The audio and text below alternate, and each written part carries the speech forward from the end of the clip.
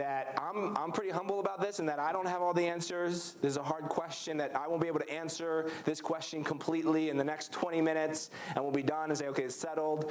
Hopefully this will give you an idea of the answer. It'll give you an idea of how we can go about answering this question, and then hopefully you can study and continue to grow and think about this very difficult idea of why does God allow suffering?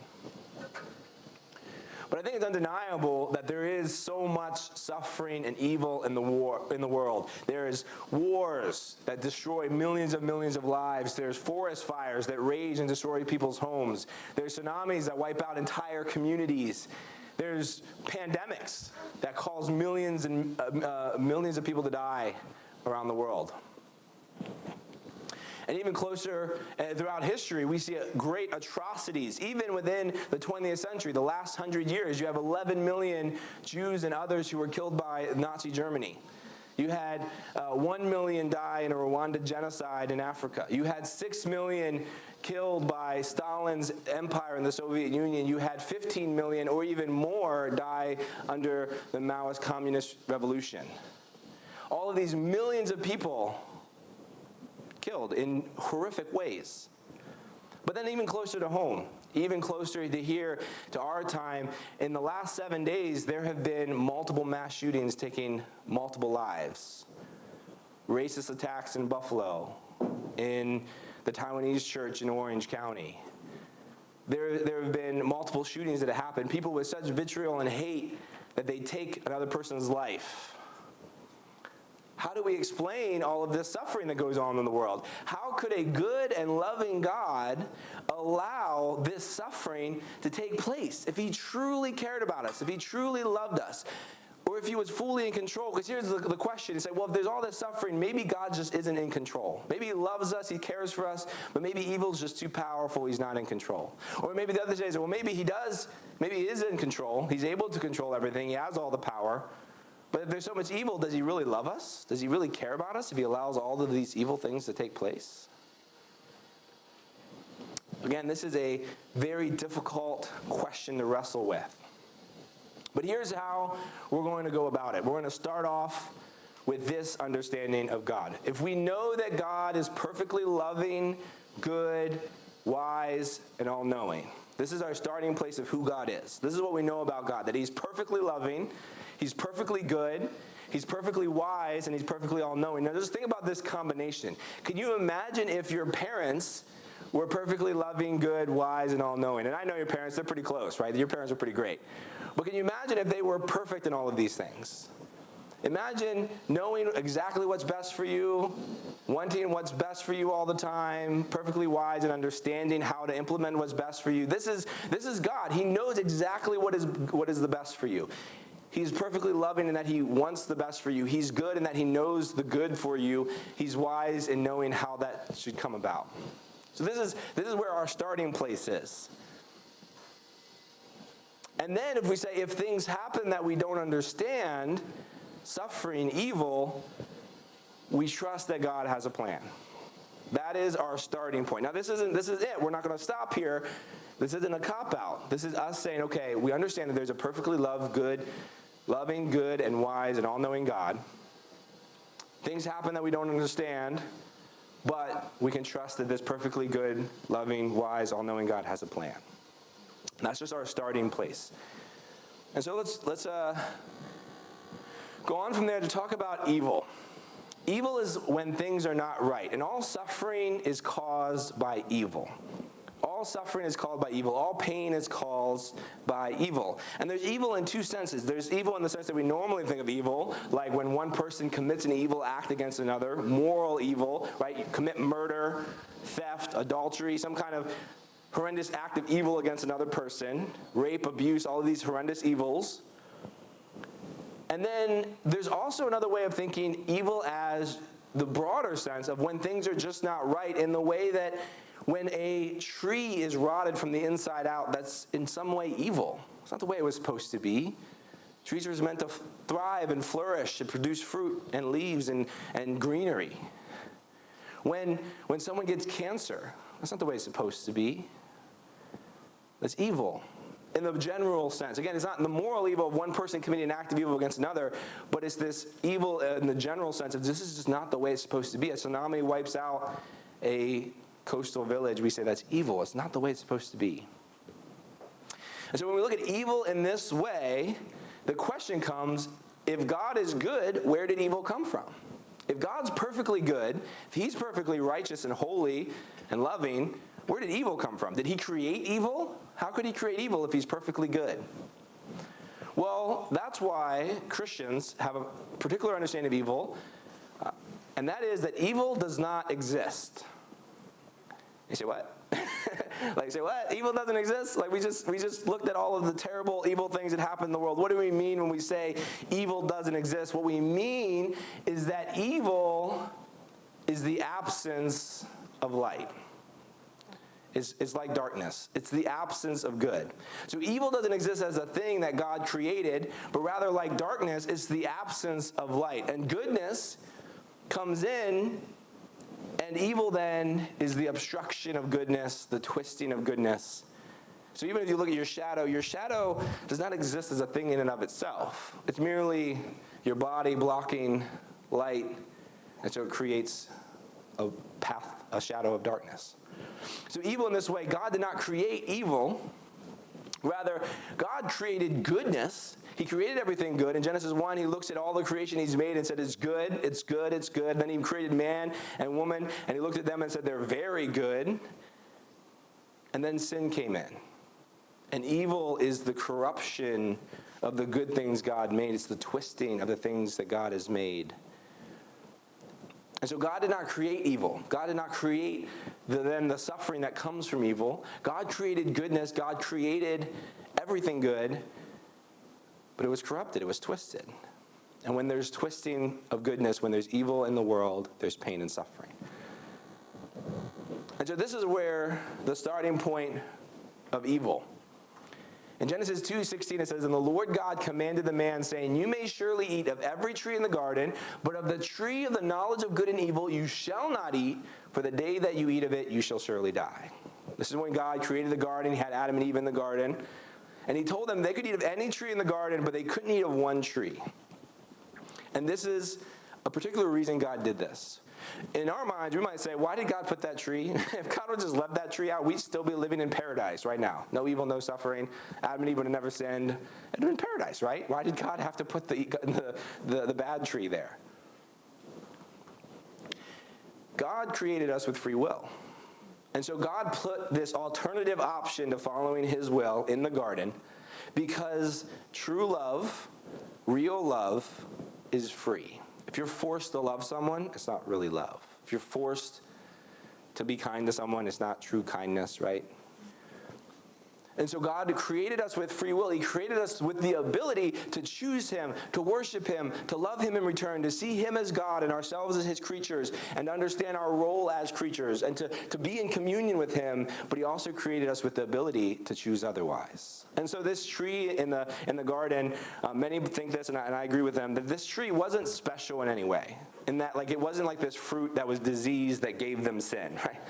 This tree was merely a way of God saying, look, you have the choice of disobeying me.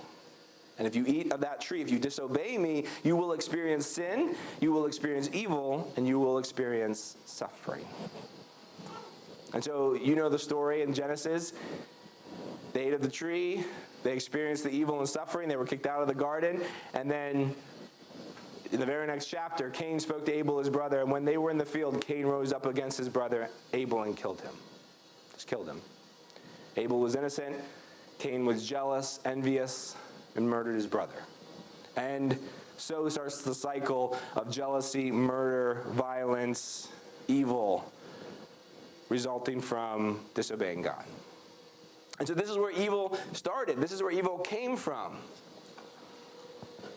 And so we may think, okay, well, this explains moral evil, right? We understand, okay, if someone does something really bad, well, that's their choice. They have free will. They could choose to kill somebody, or they could choose not to kill somebody. And they chose evil and therefore suffering. But what about natural evil. Why is it that someone gets cancer? Nobody chose that. It's not a choice they made. Why is it that somebody dies in a freak accident, right? Like, no, it wasn't their fault. They didn't make any choice. It's just something happened, and then they die suddenly. Why does that happen? Nobody made the choice. That's not free will. Well, when sin came into the world, evil touches not just you. Sin touches not just you and me, our personal choices. It corrupts everything around us. So here's what happened in the garden. God told Adam and Eve that he said, "Cursed is the ground because of you. In pain you shall eat of it all the days of your life. Thorns and thistles it shall bring forth." And so God told them the world is now cursed. The world is now cursed, which means there's going to be evil. It's not going to be the way it's supposed to be. There's going to be tsunamis and wildfires and earthquakes and volcanoes and all of these things that happen that are destructive and painful and cause suffering. They happen because the world is now cursed. The world is now under sin because of the choices of Adam and Eve. And so God didn't create evil or cause it, but why does he allow it? So this is the next step. We'll go here in a minute. But first, let's think about this. So God did not create evil. He didn't create moral evil. You have choices. I have choices. Everyone has choices, whether they're going to do right or wrong. He didn't create natural evil because that was a result of the fall of Adam and Eve choosing against him and the world experiencing the consequences of our evil choices. And so if God didn't create evil, but then they say, but at least he could stop it, right? Why does he allow it? Why doesn't God stop it? If he's all powerful, couldn't he just stop it? Couldn't he have just had Hitler, the moment Hitler was about to commit his first murder? If you know who Hitler is, he's the one who started the whole Holocaust and killed 6 million Jews in the Holocaust. He was like the leader of that. 6 million people. And then more, all the way up to 11 million. Why didn't God just give him a heart attack right before he started killing everybody? Why didn't God stop Stalin? Stop the genocide? Why didn't he stop all of these things? He could have. Couldn't he have stopped it? And so this is a hard question. Again, this is the difficult question. Can he stop it? But here's the answer. God upholds human free will, which means the allowing of suffering to occur as a result of evil choices. See, here's the thing. God could stop all evil. He could stop it. But again, that would be removing free will, and it would be removing the consequences of our free will. Now again, that is not, and we'll talk about this later, that is not sufficient for someone going through suffering. When they hear this answer, they're like, but he could stop it. But we'll talk about that more in a minute. But here's the truth. God upholds human free will in allowing evil to happen and allowing suffering to occur from the result of it. But then here's the thing. Does God do nothing? Actually, no. This is the part people miss when they talk about God and suffering, is they miss the fact that God is not doing nothing about suffering, not about your suffering, not about other people suffering around you. God is doing something. First, he limits it. There's a powerful quote. God limits the impact of evil, warns us of the dangers of evil, acts to stop the spread of evil, gives an escape from evil, and eventually will defeat evil. So God is not doing nothing. In fact, God limits evil more than we could even imagine. Do you remember the whole story of the flood? The whole story of Noah's Ark was that God was like, the world is out of control. It's just going to keep getting worse. I'm going to put a stop. I'm going to reset because the world is at such a point now where it's so evil, where every thought that people were thinking was about something wrong or evil. Every single one. He's like, we need to stop it now and restart because he wanted to limit evil because it would have only gotten even exponentially worse. So he limits evil in many different ways. He limits evil because even if dictators last, they'll eventually die. Evil has a stopping point because even evil people die of old age or a heart attack eventually.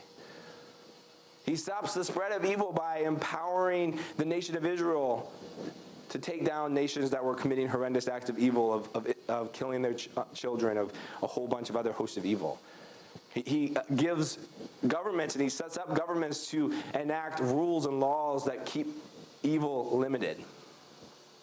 He also warns us about evil, right? He actively sends prophets, teachers, ultimately Jesus. He gave us the scriptures which teach us the consequences of evil. He warns us against what evil does. And eventually he will defeat evil forever. We'll talk about that in a little bit too. Here's what Jackie Hill Perry says about God and God's judgment. We are so used to the patience of God that we are more stunned by his judgments than we are by his forbearance. What is she saying here? She's saying that we see the judgments of God on evil. We see them and we're like kind of surprised by them. Sodom and Gomorrah, God destroying a city, kind of surprised by them. But we don't understand that God is extremely patient. And he does choose to act and bring judgment on the wicked, and that is because he's a just and righteous God.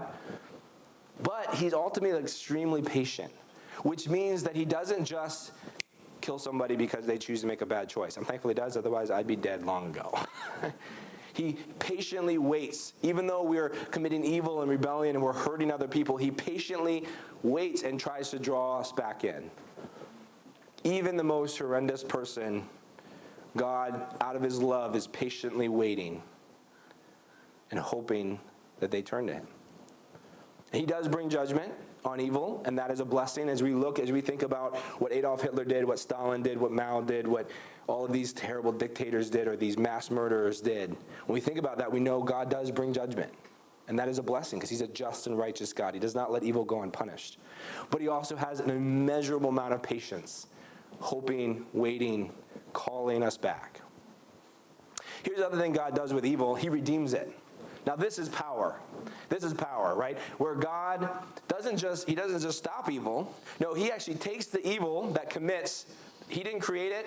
People do it of their own free will. But he takes that and he redeems that evil. Look at what Genesis says in Genesis 50, verse 20. This is Joseph. Remember Joseph, the guy who got sold by his brothers into slavery, got sent to a foreign land to work as a slave. While in that foreign land, he's falsely accused of a crime he didn't commit, gets put in jail. In jail, is a nice guy, helps out a few prisoners. They forget about him. He stays in jail another 7 years. He finally gets out, and his brothers come, those who committed such evil against him. And this is what he says. As for you, talking to his brothers, you meant evil against me. You wanted to do evil against me. But God meant it for good, to bring it about that many people should be kept alive as they are today. And you know the story, Joseph was the reason that the famine didn't overtake the whole land of Egypt and the rest of the known world. And so you meant evil, people mean evil, they're doing acts of evil, but God is going to bring good from it. Only a powerful, all-knowing God can look at terrible things that happen. They don't surprise him. He incorporates them into his plan and redeems it for beauty, for glory. Look at this too. He also going to redeem all of creation. This is what we talked about by creation being affected by our own evil. It says, for the creation was subjected to futility, not willingly, but because of him who subjected it. So notice that. Creation didn't choose the sin. We sinned, and creation is now subjected to the curse. That the creation itself will be set free from its bondage to corruption and obtain the freedom of the glory of the children of God. For we know that the whole creation has been groaning together in the pains of childbirth until now. So it's like creation is waiting for God to finally complete the job of redeeming evil, redeeming suffering, and creation will be restored. All of creation. All the tsunamis, all the wildfires, all of that will be restored. All of creation will be restored by God. And this is huge, the third point, huge point. He enters into it. See, God does not sit above us in our suffering and our evil that he sees us committing. He doesn't just sit above that and just say, hey, I got a plan. He doesn't just look down on us and say, hey, don't worry, I'll make it work out, it'll good for you. He doesn't look up and say, oh, don't worry, one day I'll come and I'll redeem it. I'll judge the wicked, I'll preserve the righteous, I'll redeem creation. He doesn't just do that. He doesn't look from above and say, hey, I got this. Jesus came as a man and experienced the evil and the suffering that came upon, that we experience. He experienced the pain of being betrayed, of being abandoned, of being alone, of being under such weight and stress of the world, holding the world on his shoulders. He experienced the pain, the physical pain of the cross, the emotional pain of seeing people who once were like, oh yeah, he's a great guy, were now mocking him and spitting on him. He experienced the spiritual pain of feeling like God had abandoned him to die on the cross. Jesus entered into our suffering. So God not only knows that he'll redeem your suffering, knows that he will bring good from it, knows that he will bring glory from it, but that he enters in and he's with you in it. And that is unique. That is unique. No other God enters into our suffering like our God. And this is the verse, right? This is the one verse in Scripture, you may have heard it before, that kind of depicts this whole idea. It says, we know that for those who love God, all things work together for good, for those who are called according to his purpose. Again, this is hard to wrestle with, that all things work together for good. Even my mistakes, my failings, they come out good somehow, that God uses them for good. Even the evil things that people have done to hurt me, even those things, God works good in my life. How is that possible? Now, before we move on any further, we have to think about this idea, because there's a difference between information and there's a difference between that and presence. Because all that I'm saying today, all that I'm saying about, hey, look, God didn't create evil. He just allows it to happen because of man's free will. God will, though, limit evil. He does limit evil. He does redeem it. He does enter into it. All of that. All that I'm saying to you today is not something I would say to somebody who just lost a loved one. Like, I'm not going to go show up at their house, open my Bible to Romans 8:28, and say, hey, look, see? Like, look, I know you're hurting right now. I know you're suffering. But see here in Romans 8:28, it says all things work together for good. Like, I don't do that. And hopefully we won't do that as a youth group too. Because information is good and it's necessary, especially for us Christians as we're thinking about our faith, as we're thinking about, okay, how can we make this reasonable, right? Is it unreasonable that suffering exists and God exists? Well, no, we have a reason to believe that a good God would allow suffering. We understand how that's possible. But when we're actually talking about people going through suffering, your own suffering, presence is more important. So it's better to sit with, to listen, to show compassion and empathy, even when somebody asks me this question. So if I'm evangelizing on the street, come across an atheist or somebody else who doesn't believe in God, an agnostic or whatever, and they say, well, yeah, but why would a good God allow suffering? Even before I give them the information, I'll ask them, wow, that's so hard. Have you experienced suffering in your life? What suffering have you experienced? Because often behind that objection, why would God allow suffering, is a personal, why did God allow my suffering? And so we think through this, we look at with compassion on people around us who are going through suffering. We look compassion upon ourselves as we go through suffering, knowing that sometimes the information, it's up here, we know it, but it doesn't change what's down in here. And so that's where we sit with the presence, we sit with God. That's why David in the Psalms cried out to God, God, why have you abandoned me? God, how could you let this evil person have victory over me? God, why is this terrible thing happening to me? God, it feels like I'm on the point of death. Where are you? I can't feel you. And God was able to meet David in presence as David cried out to God in doubt, in struggling. And so just know that there's those two aspects to this question. There is the information, and I do believe we have reason to believe why a good and loving God will allow suffering. I believe it's perfectly reasonable. We can understand it. But also, we need to understand that it's a presence. It's about presence. It's about showing compassion. It's about showing love. It's about showing grace to one another. And so this is our understanding of why God allows suffering. This is it in a nutshell. While upholding free human choices, that's the key. While upholding free human choices, he allows humans to make choices, yes, even evil choices, and experience the consequences of their choices. While doing that, he limits it. He keeps it under control. It doesn't just rage out of rampage. In fact, I think that we will be surprised by how many times God kept us from evil. Let's think about it. How many different car wrecks could we have been in? How many different accidents could we have had that God may have kept us from? How many different areas where we could have been harmed or hurt by another person's violence did God keep us from? So even that he limits suffering, yes, but then also he redeems it. He brings good and beauty and glory from it. And this is a really hard one to wrestle with, but it's true if we know our own lives, right? Think of anything good in your life, anything supremely good, anything you're super proud of, anything that you earned and you fought for, anything that you worked for, any accomplishment that you have. And think about that and think, is there anything good in your life that hasn't come from hard work? Right? Like actually objective, like, wow.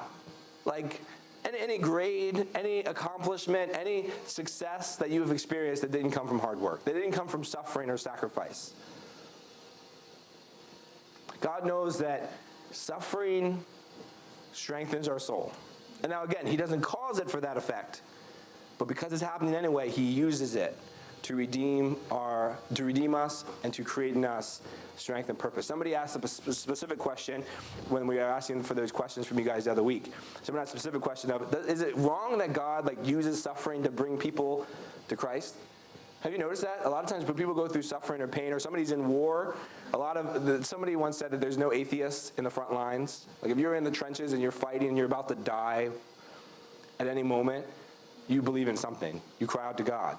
So is it wrong that God uses that to bring us? Well, no, because he doesn't cause it in order to bring us to him. He lets us see reality. If you ask somebody in a third world country who is struggling to survive off of less than $1 a day, who is just struggling for their next meal to feed their family, feed their kids, just praying that their children don't die of some disease because they can't provide medical attention, right? You ask them, if this life is all you have, if money and power and all of this is what life is all about, they're going to say no.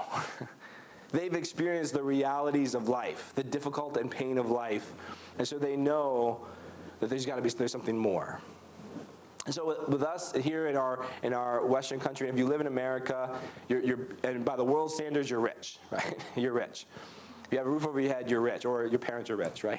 Your parents ever tell you that? You're poor, I'm rich? Yeah, I'm just kidding. But yeah, so if you live in America, you experience the world. And we pay a lot of money to make us feel like we're untouchable, like we're away from reality. And suffering brings us back into reality, into the reality that we are weak, that we do suffer from violence and pain. There is evil in the world, and that we need a Redeemer. We need a God to save us from ourselves and from others. So he redeems our suffering. And lastly, he enters into it, this beautiful picture of Jesus walking with us in our suffering. We're not alone. We don't have to be alone. He knows what we're going through. He knows the doubts we have, the cries of anguish we have. He knows every tear. David said this powerful thing in the Psalm. He says he catches every tear in a bottle. He keeps track of every tear that you cry, every pain that you suffer, every anguish that you have. So Jesus enters into it and is with us in it. And he brings glory out of it. And so this is why we say, yes, there's a good, loving, all-powerful God, but yes, he does allow evil.